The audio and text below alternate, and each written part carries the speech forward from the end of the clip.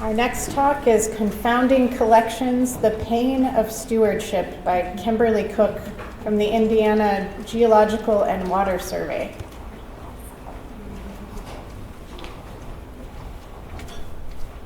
Hello. So I do work for the IGWS, but I also work for the Indiana University Paleontology Collections, and that is what I'm going to talk about today.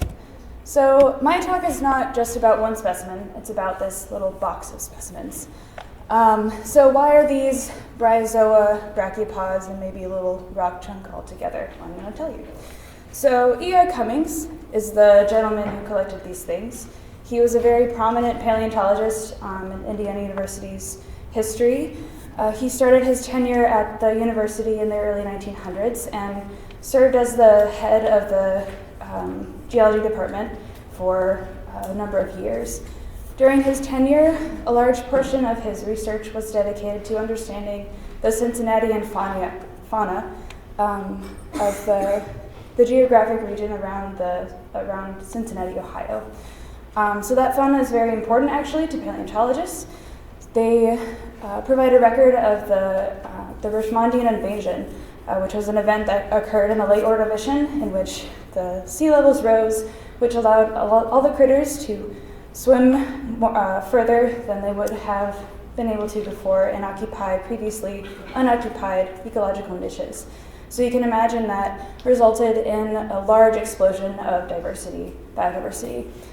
So E.R. Cummings wanted to understand that and collect all that he could so that future researchers could ask questions about them. So there was a lot to collect from a lot of different kinds of localities. E.R. Cummings provided a really good locality description system. That's what those numbers are on the brachiopods there. That identifies a locality all the way down to the stratigraphic section that these were collected from, which is pretty impressive, especially for the early 1900s.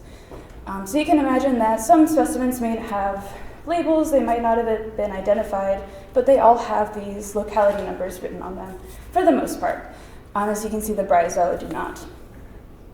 One of E.R. Cummings' colleagues, Fernandez Payne, was in the collections one day, fiddling about with these specimens, and it happened that maybe his hand slipped a little bit. He was working with maybe brachiopods from this particular locality, and then next to it, it might have been bryozoa from a completely different region miles away. He fudged a little bit.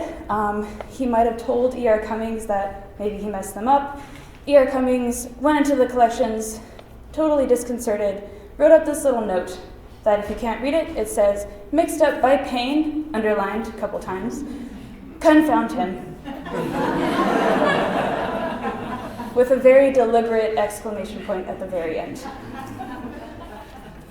So while this is very funny, it's kind of sad that these specimens were sort of disassociated with their original information. They might have had a really nice identification down to the species level. We have the locality information for the brachiopods, but not for the bryozoa. But this sort of demonstrates the importance of retaining all the documentation that comes associated with your collections.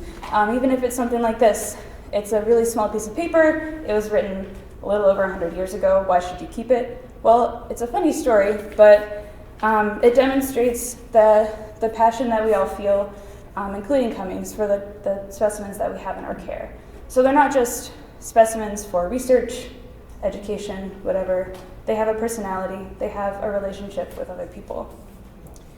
So the take-home message here is that it's important to document these relationships even if they are mistakes.